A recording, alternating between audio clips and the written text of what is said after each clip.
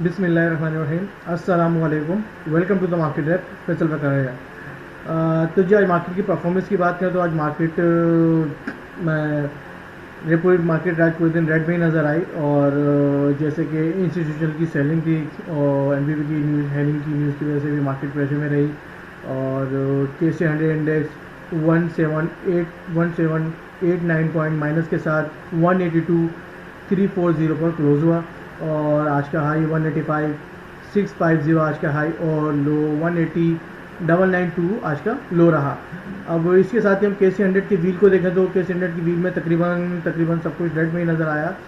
और fertiliser sector को देखें तो फर्टिलाइज़र सेक्टर में FFC ग्रीन में रहा, बाकी दो कंपनियां रेड में रहीं।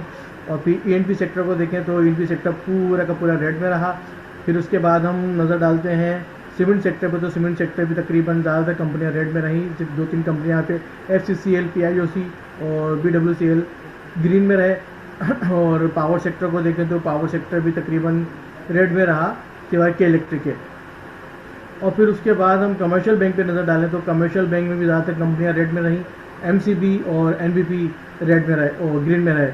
फिर उसके बाद हम आज के पॉजिटिव कंट्रीब्यूटर्स पे नज़र डालें तो पॉजिटिव कंट्रीब्यूटर्स में MCB 267 point, Sazgar 103 point, Nestle 71 point, AGP 71 point और NBP 48 पॉइंट कंट्रीब्यूट किए। और सेक्टर की परफॉर्मेंस देखें तो सेक्टर में ऑटोमोबाइल सेक्टर थोड़ा बहुत ग्रीन में रहा, और फार्मास्यूटिकल भी थोड़ा ग्रीन में, और फूड सेक्टर भी ग्रीन में रहा। और कमर्शियल बैंक पूरा रेड में रहा, और ENP सेक्टर भी रेड में, सीमेंट सेक्टर भी रेड में, और पावर सेक्टर भी रेड में नज़र आए। अब हम देखते हैं आज के वॉल्यूम लीडर्स। तो हमारे पास वॉल्यूम लीडर्स में आज सबसे पहले के electric 302 million, bank of Punjab 52 million, Agha steel industries 46 million और नेशनल बैंक 40 मिलियन का काम हुआ। और गेनर्स में जो कैप पे रहा वो इतनाज टेक्नोलॉजी 35% कैप पे, और PICIC insurance 11% plus, Tariq corporation limited perfect share 10% plus, और पाकिस्तान जनरल इंश्योरेंस 10% प्लस। अब लूजर्स पे नज़र डालें तो लूजर्स में Chenab limited perfect share -12%, first tri star मुदारबा -10%, ड्रिंक टेक्सटाइल -10% और कोहिनूर इंडस्ट्रीज -10% है। और अब हम आज के वॉल्यूम लीडर, अब टोटल वॉल्यूम पर नजर डालें तो आज का टोटल वॉल्यूम 923 आज का टोटल वॉल्यूम रहा। और अब मटेरियल इन्फॉर्मेशन में देखें तो हबीब बैंक की तरफ से एक नोटिस आया था कि हबीब बैंक ने अपने मुलाजमीन MRT और MRC के लिए मुआवजे की पॉलिसी के तहत शेयर्स जारी किए हैं। और मजमूई तौर पर तकरीबन 20 लाख मिलियन शेयर्स मुख्तलिफ सालों में 22 और 2024 के कोटे के तौर पर मुलाजमीन के अकाउंट में मुंतकिल कर दिए गए हैं। तो ये था मेरी तरफ से। चलते हैं जमशेद सर की तरफ, उनके पास कल के लिए क्या अपॉर्चुनिटीज़ है। जी सर।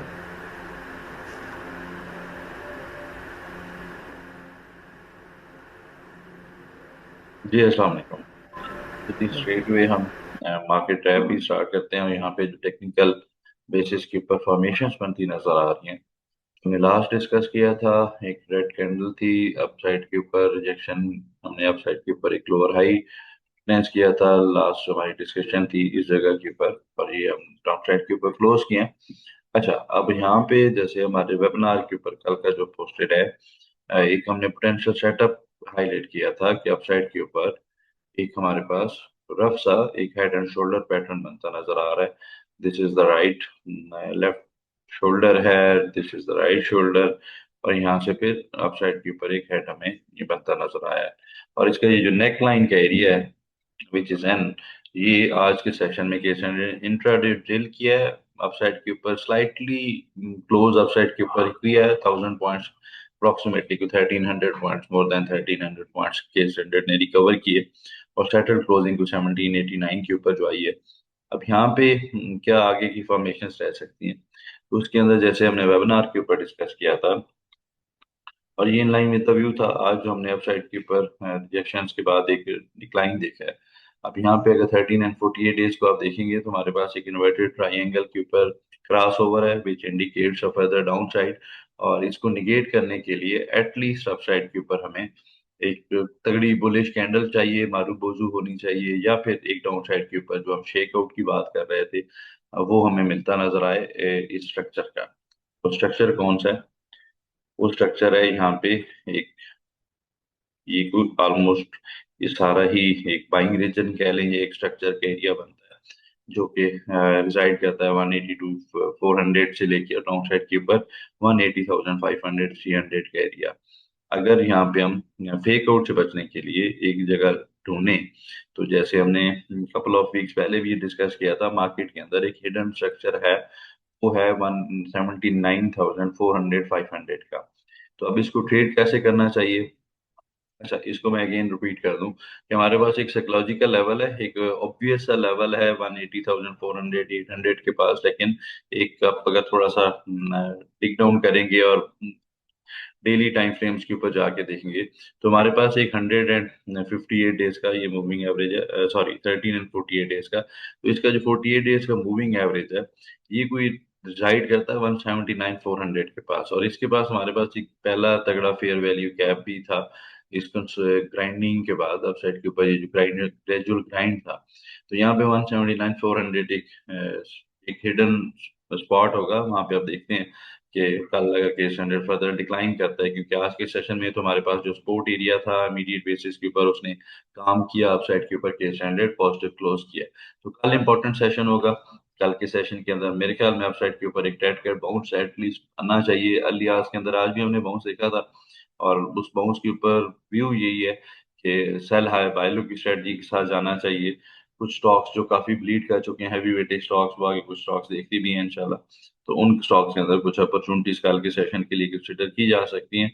और स्ट्रेट वे अब स्टॉक सिलेक्शन के ऊपर ही चलते हैं।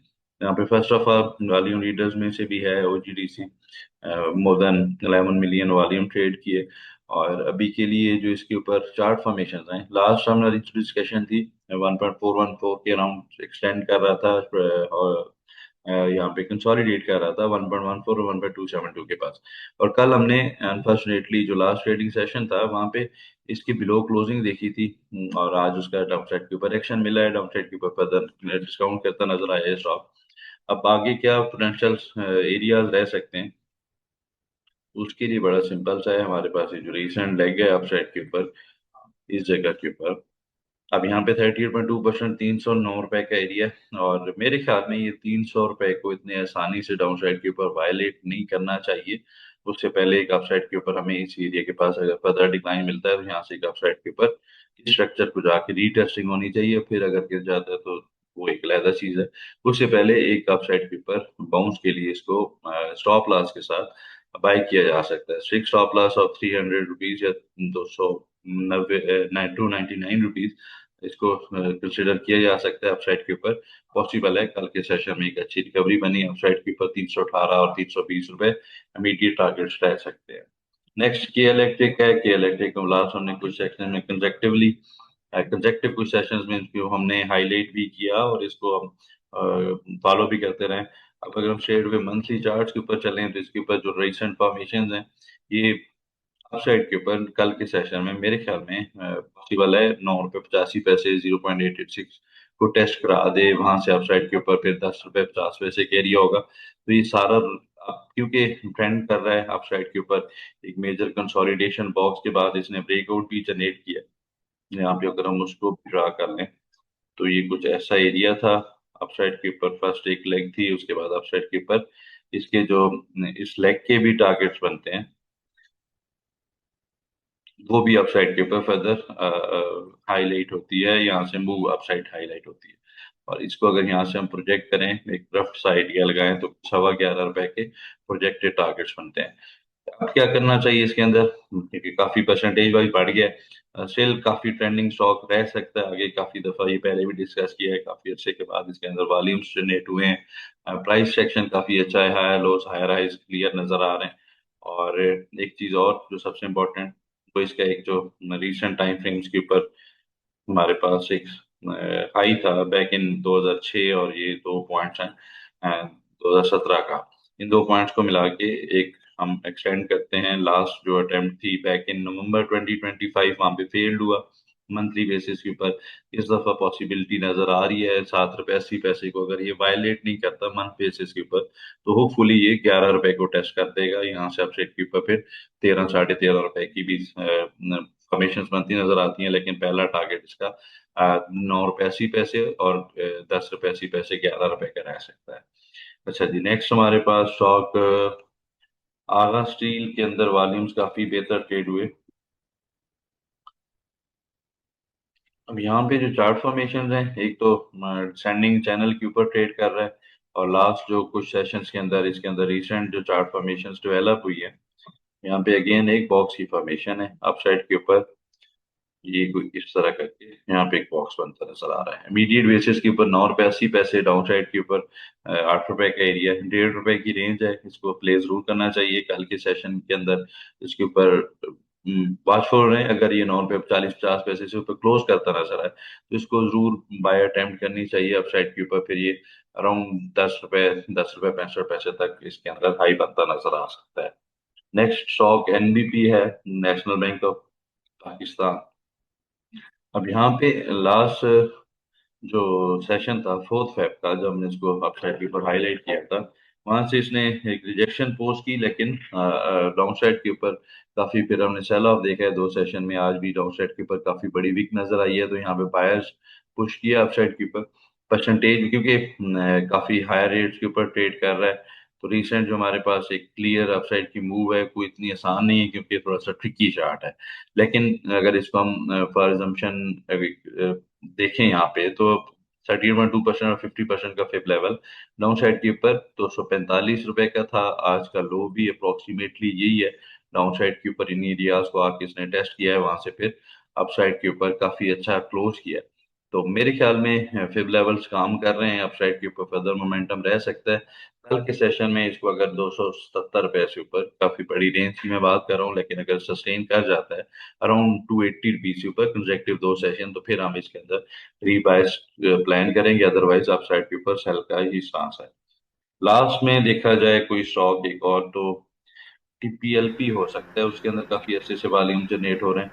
और यहाँ पे जिसके ऊपर चार्ट स्ट्रक्चर है, थोड़ा सा मंथली बेसिस से स्टार्ट करते हैं और वीकली पे शायद ज्यादा बेहतर हो। हाँ जी, अभी एक नेकलाइन डिसेंडिंग ट्रेंड लाइन का रेजिस्टेंस एरिया, लास्ट काफी दफे इसको टेस्ट किया। अब शॉर्टर टाइम फ्रेम के ऊपर कल 1 से 2 सेशन काफी इंपॉर्टेंट हो गए, एपेक्स पॉइंट के करीब खड़ा है ये स्टॉक। और ये यहाँ से अपसाइड के ऊपर जैसे ही 12 रुपए 70 पैसे 80 पैसे से ऊपर मूव आती है, तो वही 13.5 13 रुपए के इसके टारगेट्स हैं। लेकिन वो एक मेजर रेजिस्टेंस जोन है, वो जब भी ब्रेक हुआ तो इसके अंदर एक हाइपर मूव बनती नजर आ सकती है। तो इसके अंदर वाचफुल रहना चाहिए, इसको वॉच लिस्ट में रखना चाहिए। ठीक है सर। शुक्रिया जी, आज के लिए इतना ही, मिलते हैं नेक्स्ट वीडियो में। शुक्रिया, अल्लाह हाफिज़।